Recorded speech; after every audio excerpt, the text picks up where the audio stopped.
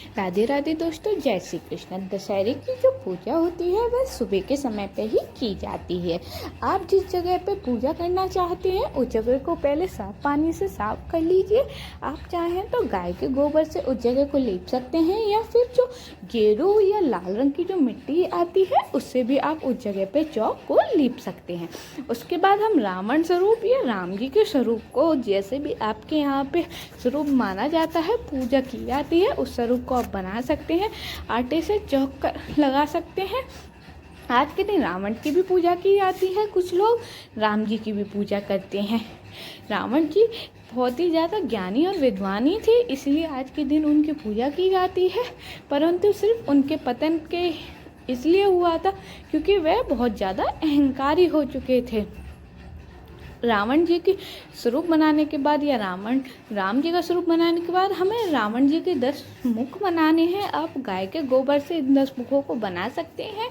आपको ये कहीं भी गौशाला में मिल जाएंगे या गांव में तो बहुत ही आसानी से मिल जाते हैं। हम गांव से हैं तो हमें ये गाय का गोबर बहुत ही आसानी से मिल गया था। आप शहर में रहते हैं तो आपको भी ये गौशाला में बहुत आसानी से मिल जाएगा। ऐसे ही आपको 10 सिर बना लेने हैं।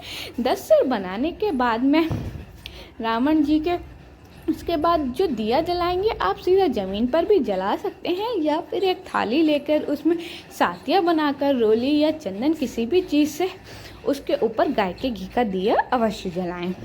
दिया जलाने के बाद में 1 लोटा जल रख लेना है हमें समीप में और उसे भाव स्वरूप में छींटे लगाकर सभी को स्नान करा देना है, 10 सिर को। और जो भी आपने रावण या श्री राम का जो भी स्वरूप बनाया है उसको भाव रूप में स्नान करा लेना है। उसके बाद हम रोली से सभी को तिलक करेंगे, रावण और या राम जी के स्वरूप को और उनके 10 मुखों को। स्वरूप को तिलक करने के बाद में हमें वस्त्र स्वरूप कलावा समर्पित करना है। कलावा हम 10 मुखों को और रावण जी को समर्पित करेंगे। उसके बाद हमें एक छोटी सी मटकी ले लेनी है। आप चाहें तो छोटी छोटी कटोरियाँ आती हैं उन्हें भी ले सकते हैं। उसमें खील और पताशे भरकर हमें 10 मुखों को समर्पित करनी है। 10 मुखों को ऐसे ही हमें 10 मटकियाँ बना के अलग अलग उन्हें समर्पित कर देनी है और रावण को या श्री राम को भी यही समर्पित करते हैं।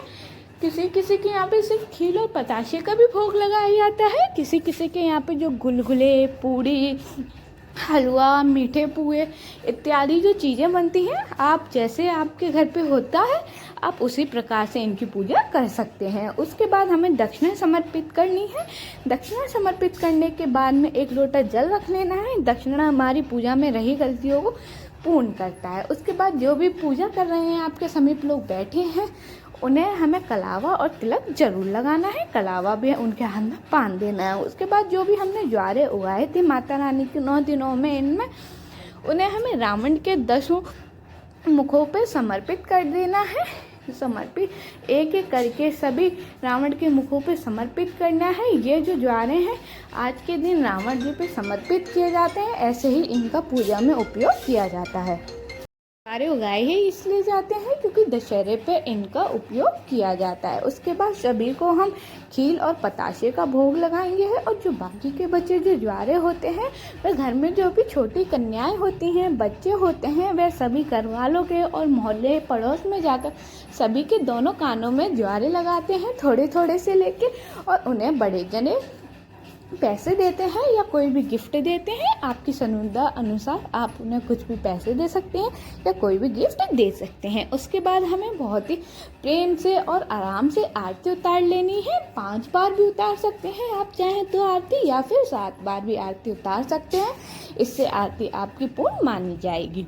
यहाँ पे आरती उतारने के बाद में अपनी प्रार्थना करनी है, अपनी गलतियों के लिए क्षमा याचना मांगनी है और प्रार्थना करनी है कि हे प्रभु हमें भी अपने जैसे ज्ञान, बुद्धि और बल प्रदान करना, लेकिन हमें अहंकार रहित प्रदान करना और अपने परिवार के लिए भी पूजा करनी है। ये दक्षिणा आप किसी पंडित जी को भी दे सकते हैं या घर में किसी भी छोटी कन्या को दे सकते हैं। और ये प्रसाद हमने चढ़ाया था छोटी छोटी मटकियों में, ये जो छोटी छोटी कन्याएं होती हैं या बच्चे हैं उन्हें, छोटे बच्चों को ये प्रसाद दिया जाता है। और जो ये कंडे बनाए हैं, जो देव उठनी आती है उस पर हम इनका उपयोग करते हैं। इन्हें सुखाने के बाद में उस दिन हमें इनका उपयोग करना होता है। उपयोग करने के बाद में ये प्रसाद वगैरह है, ऐसे ही सबको जैसे मैंने बता दिया था आपको पहले ही, प्रार्थना करनी है सबके लिए सुख समृद्धि की। और जो दशहरा है इस बार रात्रि 11:01 से लेके और सुबह के समय 7:10 तक रहेगा। और इसका शुभ मुहूर्त है जो वो 1:21 तक 3:10 तक का इसका शुभ समय माना गया है दशहरे का, अगले दिन दोपहर के समय पे। अगर आपको यह वीडियो अच्छी लगी है तो ऐसे ही हिंदू त्योहारों की और भी वीडियोस की पूजा कैसे करते हैं उनकी वीडियो आपको मेरे चैनल पे मिल जाएंगी। प्लीज़ लाइक करें, शेयर एंड सब्सक्राइब करें। जय श्री राधे।